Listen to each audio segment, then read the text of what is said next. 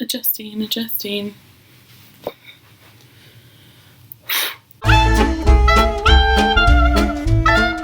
Hi, welcome to the Tipsyverse. I'm Michelle, and today I'm going to be reviewing Woman in Gold, which is a new film coming out starring Helen Mirren, Ryan Reynolds,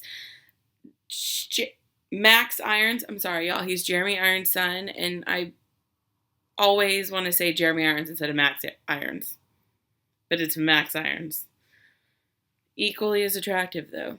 The girl from Orphan Black, whose last name I slaughter every time I try to say it, but her first name is Tatiana. Yay! Okay, so we went and screened the film, and it's a really great film. I mean, it's not anything earth-shattering as far as filming goes. You're not going to be like, this is the most amazing, innovative film I've ever seen. It's not one of those. But it is an incredibly impactful story. It's about a young woman, I believe her name is Maria Altman. I don't know for sure. But she was living in Austria at the start of World War II, and her family was, it seems like they were a fairly wealthy Jewish family living in Austria. And her family commissioned the painter Gustav Klimt to paint several landscapes, and then also a portrait of her aunt, Adele.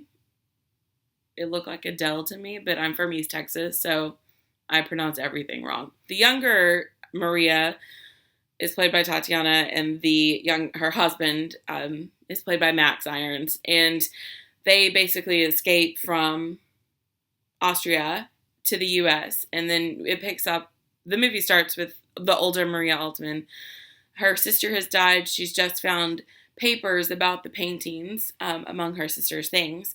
And she decides to have one of her friend's sons, who's a lawyer, enter Ryan Reynolds, help her figure out if she can get restitution for this artwork that was taken from her family. The story is a true story, so you can Wikipedia it if you want. That's what I did. I Wikipedia all true stories before I go see movies. I just am weird like that.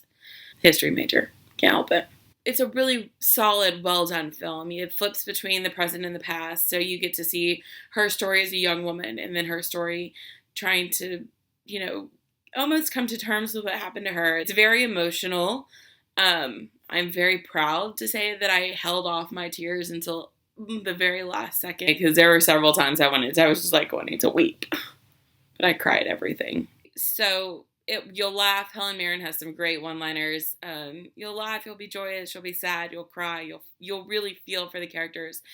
The story is the main course of the movie. It is definitely the meat and potatoes of the meal. But meal, I went a little too far with that metaphor, y'all. It's definitely the heart of the film, but the acting is incredible. Ryan Reynolds is in a role that we don't really see him in very often. Very more dramatic, very serious. He's not like falling back on that kind of goofy charm of his. And I mean, Helen Mirren, you just can't. You just can't go wrong with her. And then Max Irons and Tatiana, last name I can't pronounce.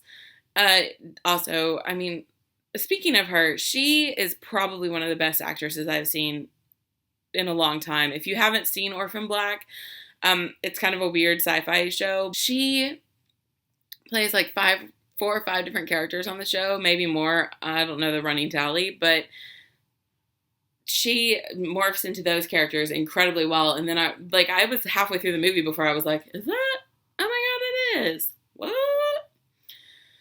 Anyway, so she's just incredible, and she's really good in this film as well. It's just a really good film. I really recommend going to check it out. People might think, oh, it's so trivial, it's just a piece of art.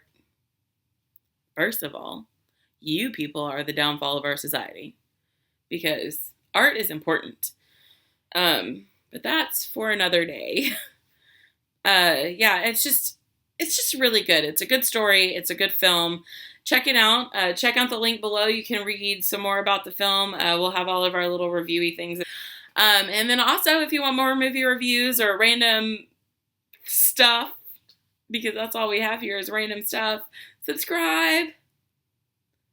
Yay! I don't really even know how to end this. Wow.